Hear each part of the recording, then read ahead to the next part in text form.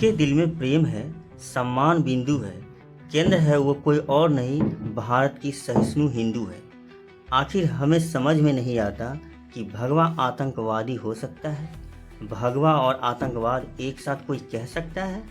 भगवा हमारे देश की आन बान और शान है, हमारे साधु संतों का वेश है, हमारे ऋषि मुनियों का प्रतीक है, हमारे राजा रामचंद्र, हमारे भगवान श्री कृष्ण, हमारे जितने भी सनातनी आदर्श हैं। हम तो यही कहते हैं ना, वसुधैव कुटुंबकम।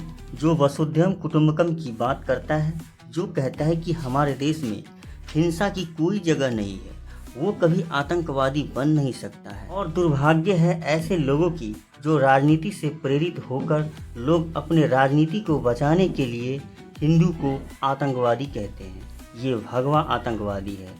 तब हम कहाँ जाएं? किससे सवाल पूछिए? ये सवाल हमारे देश की प्रतिष्ठा का भी है। अरे हम भारतीय लोग हैं। छत्रपति शिवाजी महाराज, छत्रपति संभाजी महाराज, महाराणा प्रताप, पृथ्वीराज चौहान, रानी लक्ष्मीबाई, इतने नाम गिनाऊं, कैसे भूल जाऊं?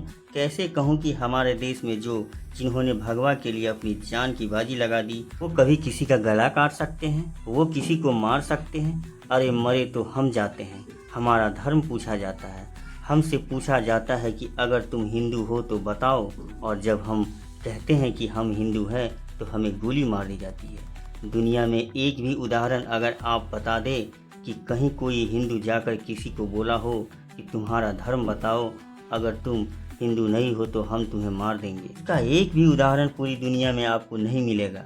ये प्रतीक है, ये उदाहरण है कि हिंदू केवल देता है, हिंदू प्यार करता है, हिंदू सम्मान करता है। और अगर कोई हिंदू को आतंकवादी कहे तो शर्म आनी चाहिए ऐसे राजनेताओं को। और ऐसा दुर्भाग्य है कि हमें अपने ही हिंदू नेता ही अपने राजनीति से प्रेरित होकर हमें भगवा आतंकवाद कहता है और हम उनकी बात सुनते हैं।